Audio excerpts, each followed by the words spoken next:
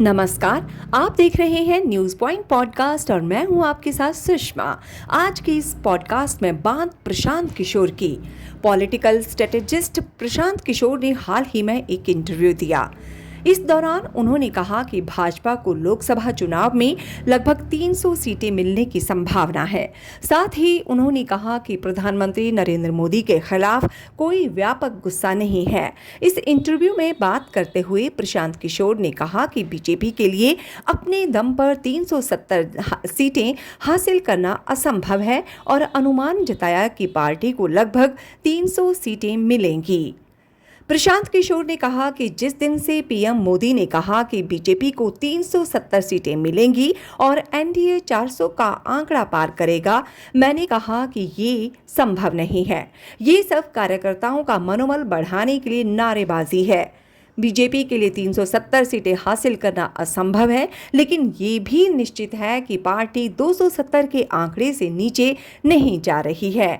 मुझे लगता है कि भाजपा पिछले लोकसभा चुनाव में मिली संख्या के बराबर ही सीटें हासिल करने में सफल रहेगी, जो कि 303 सीटें या शायद उससे थोड़ी बेहतर।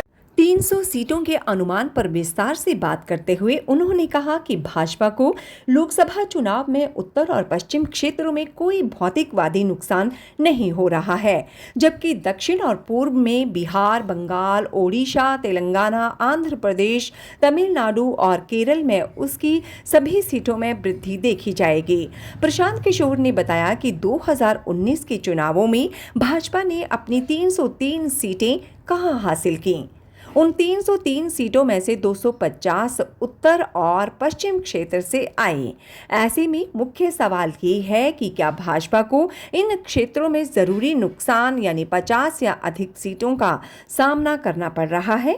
वर्तमान में पूर्व और दक्षिण क्षेत्र में भाजपा के पास लोकसभा में लगभग 50 सीटें हैं। इसलिए माना जा रहा है कि पूर्व और दक्षिण क्षेत्रों में भाजपा की हिस्सेदारी 15 से 20 सीटों पर बढ़ने की उम्मीद है, जबकि पार्टी को उत्तर और पश्चिम में कोई खासा नुकसान नहीं हो रहा है। इस पर प्रशांत किशोर ने कहा कि विपक्ष ये मानकर चल रहा है कि वे महाराष्ट्र में 20 से 25 सीटें जीतेंगे। ऐसे में अगर विपक्ष 25 सीटें जीत भी जाता है तो भी भाजपा को कोई नुकसान नहीं पहुंचा पाएगा। ऐसा इसलिए क्योंकि वर्तमान में महाराष्ट्र में भाजपा की 48 में से सिर्फ 23 सीटें ही हैं। ऐसे में विपक्ष की बढ़ोतरी से भी भाजपा को कोई नुकसान नहीं है। वहीं यूपी में भाजपा का नंबर घटने पर पीके ने कहा, आप याद कीजिए कि 2014 के मुकाबले बिहार और यूपी मिलाकर भाजपा को करीब 25 सीटों का नुकसान 2019 में झेलना पड़ा था। 2019 में बसपा और सपा के साथ लड़ने से भाजपा 73 से घटकर 62 पर आ गई थी और ऐसे में अगर विपक्ष ये मानकर चलेगा कि इस बार भाजपा को 20 सीटों का नुकसान हो रहा है, तो ऐसे में भी विपक्ष भाजपा को बहुत ज़्यादा चोट नहीं पहुंचा पाएगा, क्योंकि 2019 में भाजपा ऑलरेडी 18 सीटें हार कर भी अपना आंकड़ा बंगाल से बढ़ाने में सफल रही थी। पीके ने सुझाव दिया कि विपक्ष को ज़रूरत है कि वो भाजपा की 40 सीटों का नुकसान करे, तब जाकर उन्हें फ़ायदा होगा। राजस्थान और हरियाणा में भाजपा के नुकसान पर बोलते हुए प्रशांत किशोर ने कहा कि 2 से 5 सीटों का नुकसान ही हो सकेगा, लेकिन ऐसा कोई राज्य नहीं है जिसमें विपक्ष बम्पर बढ़ोतरी करते हुए दिख रहा हो। पीके के मुताबिक पश्चिम और उत्तर के क्षेत्रों में भाजपा को अधिकतम भी 50 सीटों का नुकसान नहीं है, बल्कि इससे इतर पूर्व और दक्षिण के क्षेत्रों में इतनी बढ़ोतरी मिलेगी जिससे कि भाजपा की भरपाई हो सकेगी। पीके ने कहा कि ऐसा तब होता जबकि देश के नेता के खिलाफ लोगों में गुस्सा हो, लेकिन मोदी और भाजपा की 10 साल की सरकार को लेकर आम जनमानस में हल्की बहुत नाराजगी जरूर है, लेकिन अब तक ऐसा खुले तौर पर नहीं देखा गया कि इसे सरकार के खिलाफ गुस्सा कहा जा सके। प्रशांत किशोर ने कहा कि हल्की बहुत नाराजगी के बावजूद भी लोगों में अभी ऐसी धारणा नहीं है कि मोदी को हटाना है।